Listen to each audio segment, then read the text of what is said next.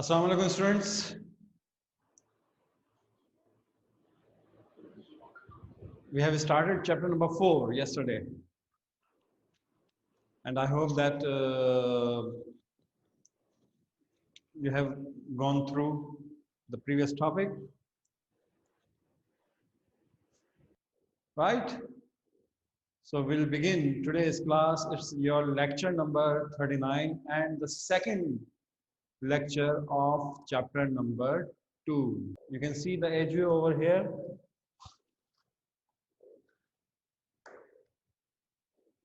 We started this chapter, periodicity of elements.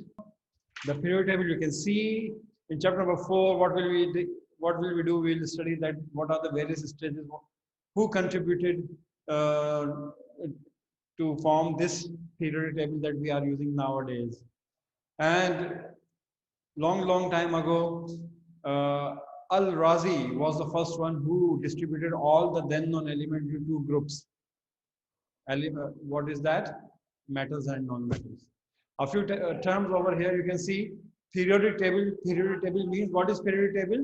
The arrangement. It's an array. It's a table in which elements are arranged. The chart of known element, as you can see on the screen. And what is periodicity? The repetition. If a certain phenomenon, if a certain process occurs after a regular interval of time, we call it periodicity is occurring there, as you will see in the chapter here. As I gave you an example yesterday, that in schools we hear school bell after every 40 minutes. So that is why it is called the period is over. All right. So beside Al-Razi, who was the first contributor in the modern chemistry, J.W. Dobereiner. What was he observed? He observed that a group of 3 elements could be possible. I told you what we mean by the group. Group means something common. Group must have something common. That is why the members are there.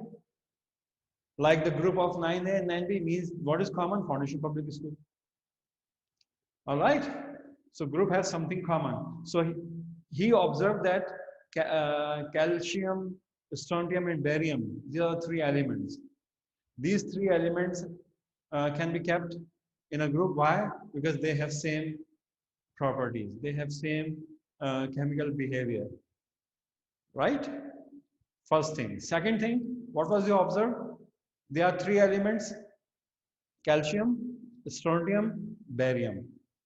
What he observed that if he add the atomic mass of calcium and the atomic mass of barium, 40 and 137, and divided by 2, it will be 88.5. This 88.5, the average, would be the mass of the middle one, which is strontium. So what was he observed? What was he observed? See, look at the board. If there are 3 elements, A, B, and C, it's just an example. Suppose its mass is 50, its mass is 30, and one thing, these 3 elements, this triad means group of 3, have same chemical behavior. Okay. Second thing, if we find the average, recall your memories, I told you yesterday, how can you find average of these 2? 50 plus 30. How many values? 2 values. 50 plus 30, 80. Divided by 2. What is the answer? 40 is the answer. So 40 would be the mass of this B. So what do we say? That the mass of the middle, that the atomic mass of the middle is the average of the other two. That is mass of the middle is the arithmetic mean. Arithmetic means you can say average. There's a little bit different, but it's okay at this level. The mass of the middle one is the average of the other two. Right?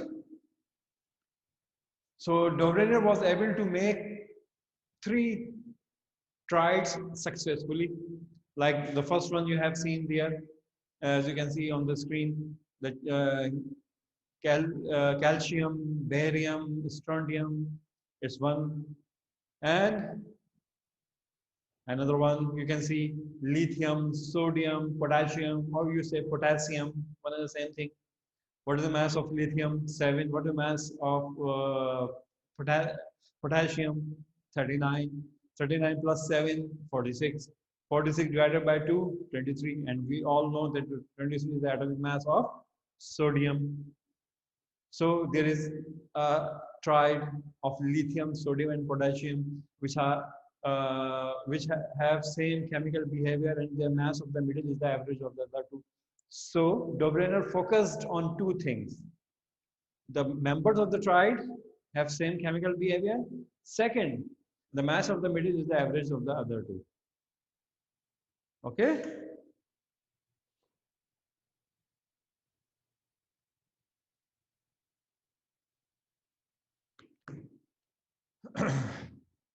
And this is the third one. Chlorine, bromine, iodine, second, and then calcium, strontium, and barium. I hope you have understood. So this was the revision. Now what else? What else? Suppose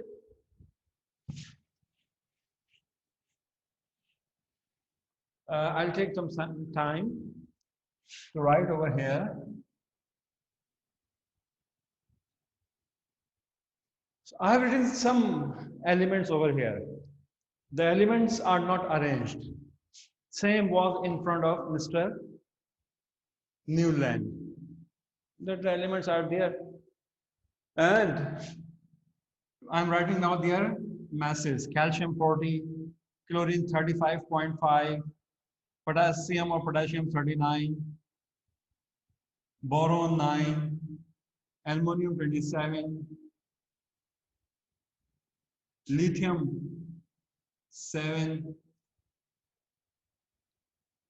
sulfur 32, phosphorus 31, fluorine 19, oxygen 16, silicon 28, beryllium 9,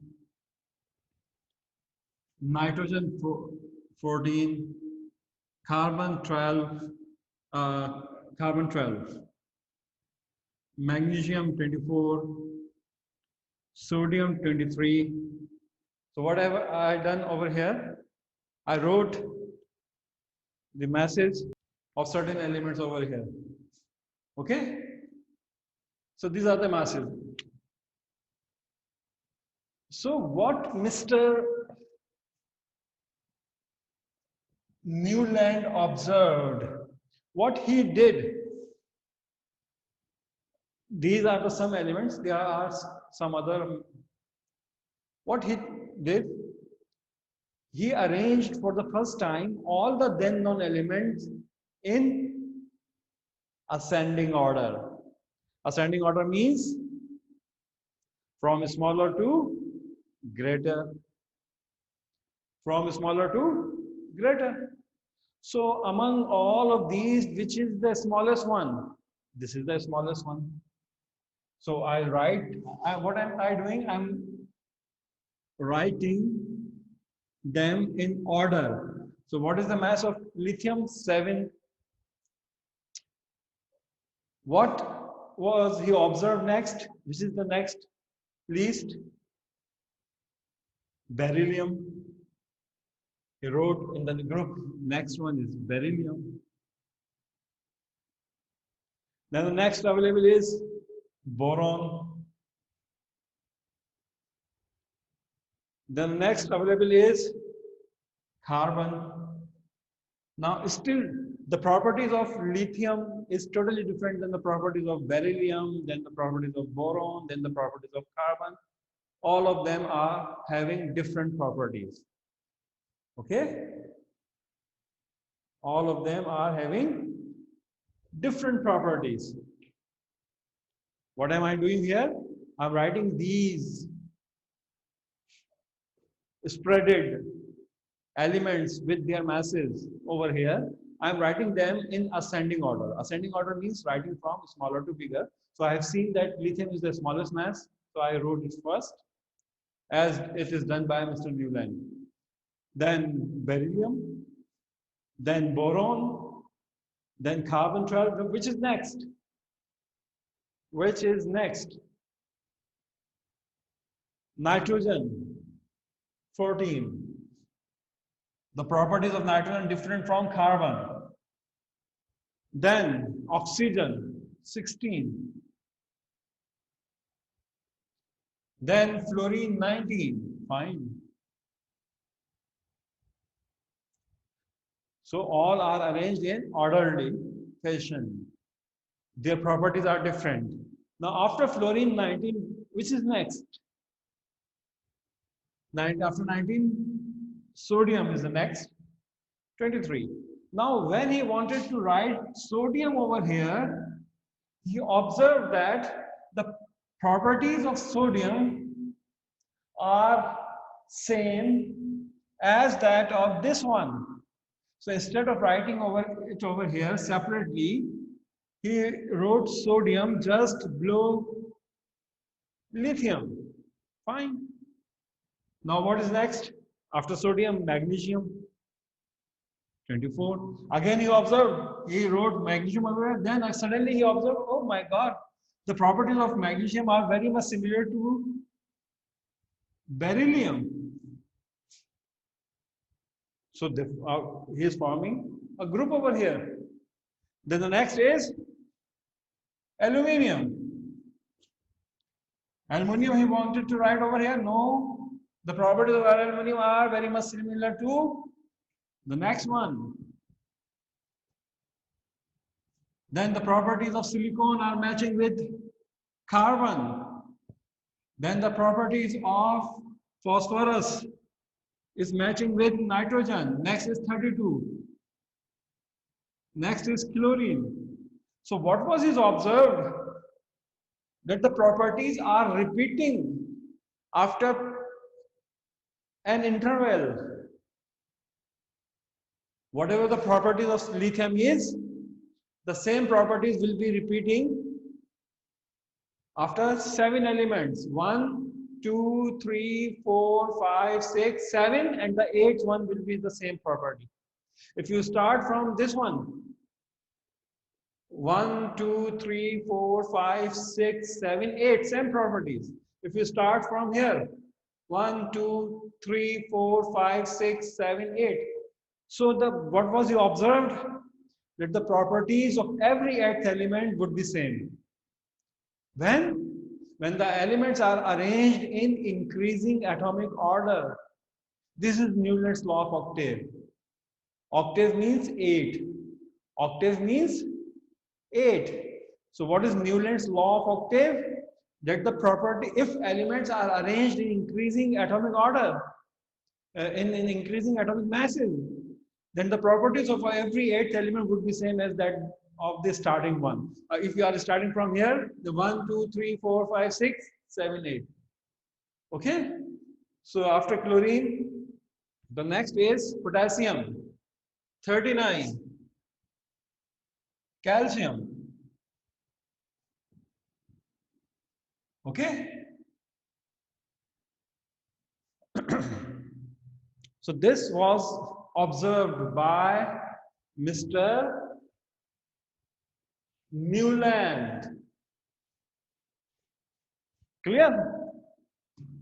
Now, so what was the biggest achievement? He observed that he coined the term periodicity. What is periodicity? Repetition of properties. repetition of properties. So we say periodicity is occurring in beryllium, magnesium, and calcium. Periodicity is occurring in carbon and silicon. Whatever be the properties of carbon has, the same properties would be of silicon. Okay? So first time scientists observed the term periodicity. Observed a phenomena, natural phenomena, repetition of properties, repetition of chemical properties. Right? Now, restriction, limitations of this law. You can see that in this arrangement, hydrogen was discovered a long time ago, around 120, 30, 40 years ago by Cavendish, but it's not included here. Why? Newland doesn't answer this. He was unable, he didn't answer this question, that why hydrogen he did not include, first thing. Second thing, after some time, some gases were discovered. These gases are inert and they are called inert gases. And we know now their names. It's a group: helium, neon, argon, krypton, xenon, and radon. And according to this, they should be kept over here: helium, neon, argon, krypton, xenon. They were discovered after this. So as soon as they were discovered, the law of octave failed. Because there isn't 1, 2, 3, 4, 5, 6, 7, 8. No, this 8 property is not the same of this one, lithium. So if we write these noble gases over here, if we include noble gases over here, law of octave vanishes. All right. So this is the second point. What is the second point? What is the limitation? What is the drawback? What is the failure of this Newton's law of octave? That after the discovery of noble gases, law has no value at all. Now, why are we studying it? We are studying it. We are giving weightage to him. Why? Because it, for the first time, gave the concept of periodicity. Modern periodic table is partially based on the same term, periodicity. Okay? And one more thing. 1, 2, 3, 4, 5, 6, 7, 8. After 7, repetition. And same happens in music. How many basic musical notes are there? There are 7 musical notes: sa, re, ga, ma, pa, dha, ni, and then again sa. Sa, re, ga, ma, pa, dha, ni, and then again sa. So that is why this law is also called the law of musical octave. So let's see what is there on the screen. Law of octave. If the chemical elements are arranged according to increasing atomic weight, then the properties repeat after a certain interval, means 7 elements. Newland was the first one who detected a periodic pattern in the properties of elements. This periodic pattern is called periodicity. As you can see over here, lithium, beryllium, boron, carbon, nitrogen. Okay? And I didn't tell you yet the third failure. What is the third failure? You see that I didn't write more elements over here, even on the right side. Why? Because this law was only applicable on first 16 elements till calcium. If you want to write here iron, iron will not be matched by these. Okay, if you write here oxygen, sulfur, and then the next one, no. So this law was can only be applicable, is only applicable on first 16 elements.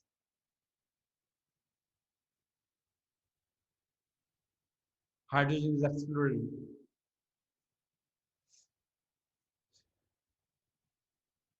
So what are the features of the Newland's law of octave that we have done? It gave you the concept of periodicity.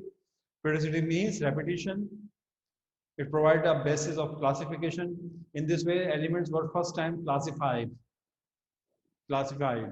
grouping properly on the basis of their chemical behavior. What is the failure? It was not valid for elements greater than atomic masses greater than atomic number greater than 16. So it is good only for first 16 elements. Hydrogen was not included in this table. When more elements like inert gases were discovered, this law lost his worth. Okay. So that's all for Mr. Newland.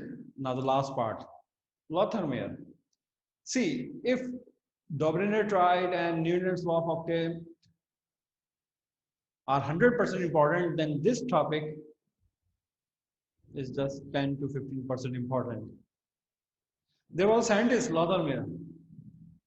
What he did, he arranged 56 elements in the form of a table, like Mr. Newland was trying to do. But he focused on a different property. He focused on valency. You don't know what valency is.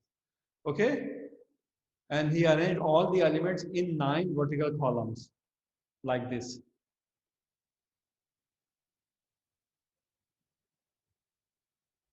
Okay? This is his periodic table. Arranged all the 56 elements in 9 columns from 1 to 9. Okay, fine. What else he did? See, atomic volume. See, atomic volume. What is atomic volume? The volume of 1 mole of any substance in solid form. Volume means space occupied by a body. I am occupying some volume. This gadget is occupying some volume. So similarly, the volume occupied by 1 mole of a substance is called atomic volume. So what he did, he took 1 mole of different elements and plotted a graph.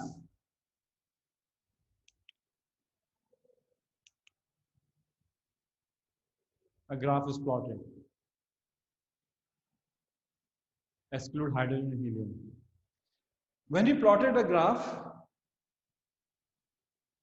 you recall your memories, how can you plot a graph? Gradates mass. It is plotted between the atomic volume, means the volume of an atom of 1 mole, and its weight. Then he joined all the points. You can see peaks over here. So what is the point? What is the main point of this topic? That all the same elements, all the elements with same chemical behavior, they occupy the same position in the graph. For example, you can see lithium, sodium, potassium. They are in the same group. So in the graph, they are occupying the peaks. Similarly, fluorine, chlorine, bromine, iodine. You can see fluorine, chlorine, bromine, iodine over here at the same place. Just before sodium is fluorine, just before potassium is chlorine, just before rubidium is bromine. So what is the main point in this topic? Take it lightly. That elements with the same properties will occupy the same position in the graph. Which graph? Which is plotted between atomic volumes and atomic weights. Okay. So see again, German chemist Dobereiner, 56 elements in 9 vertical columns. All right, this is his table. What he did, Dobereiner plotted certain physical quantities like atomic volume against their atomic weights. What are the two things that he took? What are the two characteristics? Atomic volume and atomic weight, which is there in our book. He plotted other graphs also. And he observed that elements with the same properties are occupying the same position in the curve. For example, lithium, sodium, potassium. Lithium, sodium, potassium, rubidium, they are collectively called as alkali metals. Okay? Occupying the same position. This was just a homework. Prepare your own notes of today's topic. See, whatever you do is just only for you. Who would be the maximum beneficial of whatever you do in your studies? You, no one else. If you prepare your own notes, well then fine. It means you have done the topic. Okay? If you are reading the topic after the class in your evening time, you are doing for yourself.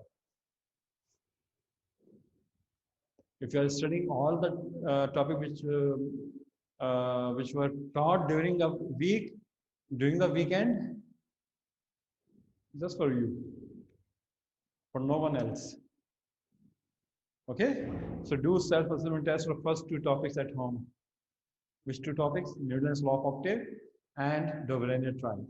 Chapter number 4 is in progress. Next, Mendeleev's classification. Clear? Take care. Thank you. Allah Hafiz.